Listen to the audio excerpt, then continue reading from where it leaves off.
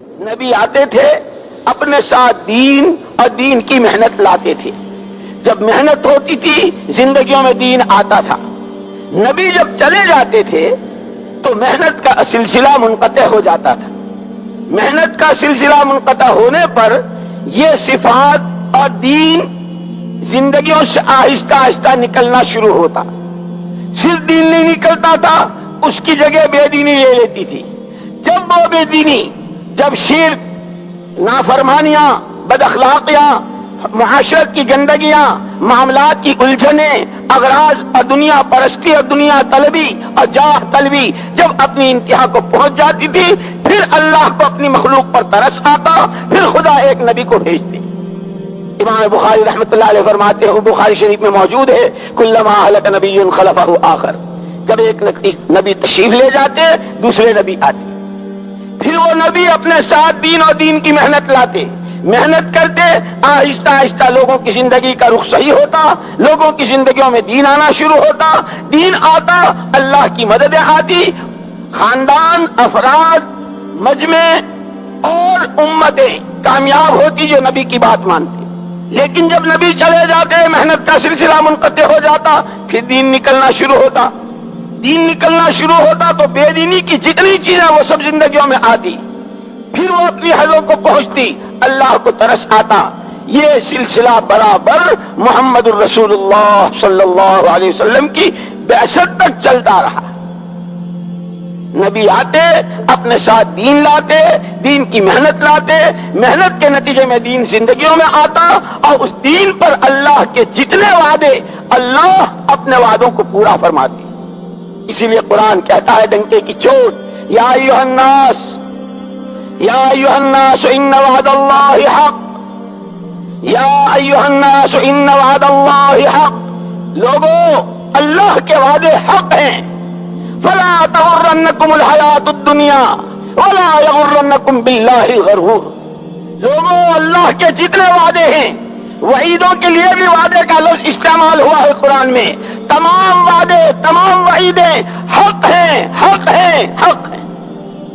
تمہاری زندگی کے مختلف حالات، اسی لیے اللہ نے کہا والسماء بنیناها بعید وإنا لموسعون والارض فرشناها فنعم الماهدون ومن كل شيء خلقنا زوجين لعلكم تذكرون. ہم نے ہر چیز کا جوڑا بنایا ہے، آسمان زمین کا جوڑا، چاند و سورج کا جوڑا، سردی گرمی کا جوڑا، مرد و عورت کا جوڑا، عزت و ذلت کا جوڑا، علم و جہالت کا جوڑا، توحید و شرک کا جوڑا، اخلاق و بد اخلاقی کا جوڑا، کامیابی ناکامی کا جوڑا، حالات کی موافقت و مخالفت کا، ہر چیز کا ہم نے جوڑا بنایا ہے. اور آپ پوری دنیا پر نظر ڈال لیں، پوری دنیا میں جتنے انسان آباد ہیں، ہر ایک ان میں سے کسی ایک حال سے وابستہ ہوگا. یا تندرست ہوگا یا بیمار ہوگا، جوان ہوگا یا بوڑھا ہوگا، عزت میں ہوگا یا ذلیل ہوگا، کاروبار خوب اچھے چل رہے ہوں گے یا ٹھپ ہو رہے ہوں گے. پوری دنیا میں جتنے مرد، جتنی عورتیں، ہر ایک ان میں سے کسی نہ کسی ایک حال سے وابستہ. انہیں قرآن یہ کہہ رہا ہے لا تغرنکم الحیات الدنیا،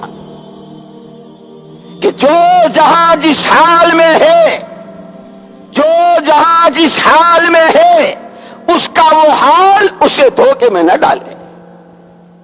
مال والے کو مال، حکومت والے کو حکومت، عہدے والے کو عہدہ، تندرستی والے کو تندرستی، جوانوں کو جوانی، جس پہ جو حالات اچھے ہیں ان کے وہ حالات انہیں دھوکے میں نہ ڈالے. بیمار کو بیماری، غریب کو غربت، جس کے کاروبار ٹھپ ہو گئے یا جس کے یہاں جو حالات کی ناموافقت ہے، کہ اس کا یہ حال اسے دھوکے میں نہ ڈالے. کیوں؟ کہ جس پر جس وقت جو حال ہے، جس پر جس وقت جو حال ہے، ایک فرد کی سطح سے، ایک خاندان پر، شہر پر، محلے والوں پر، صوبے والوں پر، ملک والوں پر، بر اعظم والوں پر، اور عالم کے 5 بر اعظم کے ہر فرد بشر پر، جس پر جو حال جس سطح سے ہے، ہمارا ایمان ہے، ہمارا عقیدہ ہے، کوئی درخت کا پتا ہل نہیں سکتا، پانی کا بوند، پانی کی بوند اپنی جگہ سے حرکت نہیں کر سکتی جب تک اللہ کا ارادہ نہ ہو. جتنے حالات ایک فرد کی سطح سے لے کر عالم کی 4 سمتوں میں بسنے والے انسانوں پر ہے، صرف اور صرف اللہ ہی کے ارادے اور مشیت سے۔